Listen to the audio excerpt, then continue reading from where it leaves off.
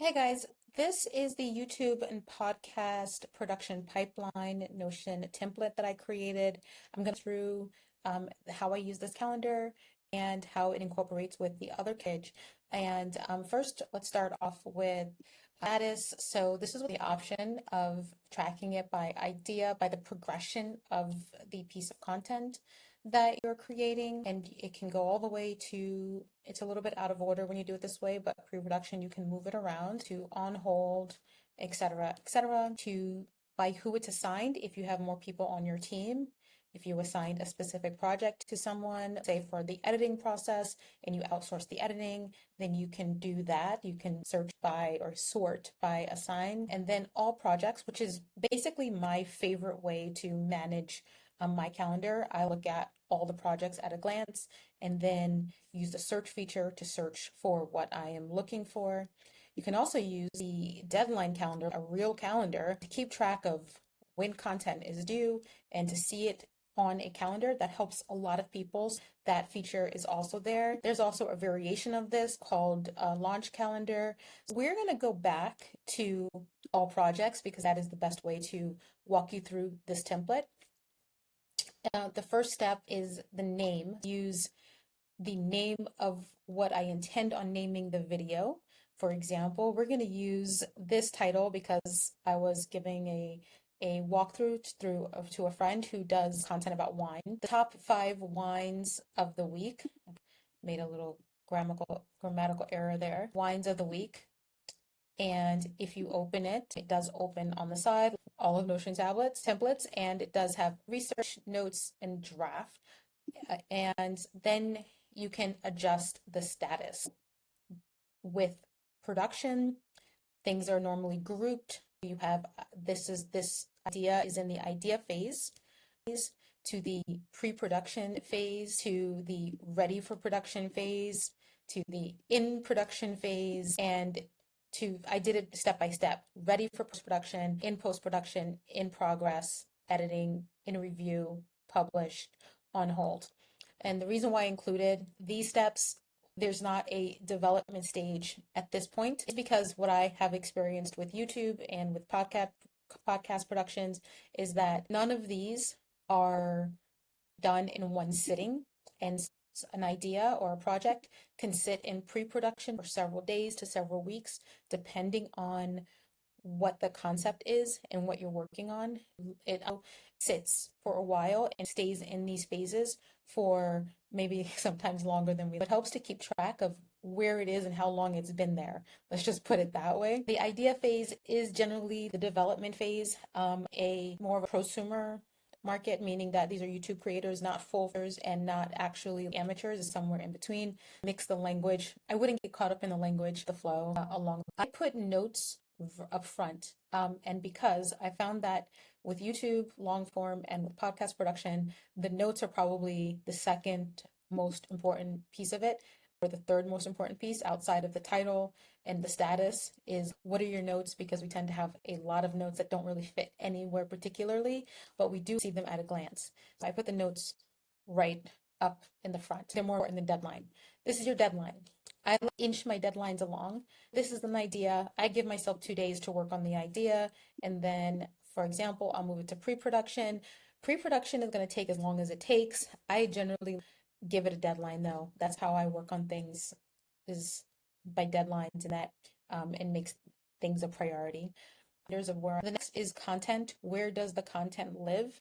I use Dropbox. All my content lives on Dropbox. Each one of my pieces of content has its own individual folder. Top 5 wines of the week would have its own folder, and I link that particular photo directly here. So the next thing is I do have a second calendar here, because a lot of times the deadline date is not the publication date. A lot of things can get held up with brands, especially if it's in review and you're waiting for that approval. That's the deadline for that. But for whatever reasons, publication dates can be very different. Whatever your reasons are can be different from the deadline dates. So separately, the live link, after everything has been published wherever it's being distributed on YouTube or on Apple Podcasts or Spotify or wherever. I grab that link directly to that episode and put it here. Then the next thing is platform. This is less important for this template than for other templates.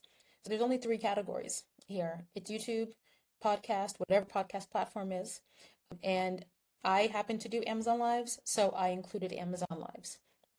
However, as your video distribution across different platforms, because as we speak, Netflix is considering doing more video platform stuff for and making accessible for other people, other creators. There's always something in the works. If you distribute on Amazon, then you would actually just add Amazon for there now for you as an option. If now you distribute on 4 or 5 podcast platforms, Apple Podcast, Spotify, there's a ton of them that people listen to. You can very easily add them here by just typing Apple Podcast and then the label. Don't ignore that. That's hashtags. The label will come up and now you have Apple Podcast in here. I can also add, I'm doing this in real time. Sorry, guys. You can add Spotify and everything else that you need. Category here. If you have series or if these fit into any particular type of content. For example, I use this for mainly for my beauty platform, Daisy to Reviews. This is what I use this template for. How to? Is it an interview? Is it business? And you can check across multiple categories because sometimes things fall in multiple categories. It might be in how to interview that, for example, is, I don't know, sponsored by, I'm looking for it right now, that is sponsored by somebody or something. How to do some wellness something, right? That might be the category. Right, so you can add more than one category so that you can search it better. This also connects to the blog editorial calendar that I've spoken about in the Post Planner Pro social media calendar. It connects also to that. If you need to add, for example, a blog post that you did for the YouTube video, this is all just SEO and marketing optimization, then and it's very important if you're trying to be everywhere on the internet and not just some places, because SEO and internet marketing really matter. Having it in written word somewhere is also important, and the calendar is also here for that. If this is also associated with a social media post, I'm just using an example here. It connects to the social media calendar, which by the way, is the Post Planner Pro social media calendar. It's the same thing. They do integrate together.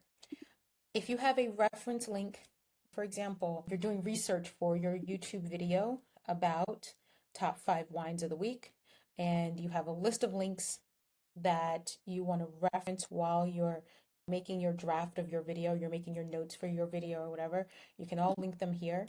I use a lot of reference links because you don't need to reinvent the wheel. If you've got some influence or some inspo from somebody else, great. It's easy to access it. You don't have to go through your saved tabs on Instagram to find out where those inspo links are. The next one is Amazon Influencer Program. If you are in the influencer program, you can use this. If you're not, it's very easy to delete it. You would just go down here and then delete property. If you don't use Amazon Influencer, or you can retitle it and then use it for something else. And then I just link if there's anything that I have referenced in this video, top 5 wines, and I want to connect it to an Amazon influencer, something that I have on that page, then I just connect it here so that I can very easily track what I did with that piece of content or with that piece of digital content in general. Then there is the affiliate CRM. Let's say I have a affiliate here that I want to include. Maybe I have more than one. In a YouTube video, oftentimes we include a lot of affiliate links in the description. And here is a way to keep tabs on all the affiliates that were included in your video. The next one is your sales. So maybe this is a paid post and you want to keep track of, without having to go through all the details of the video, you want to keep track of who was the salesperson or your point person at that brand, then you can just keep that there. So you can add it from your sales CRM.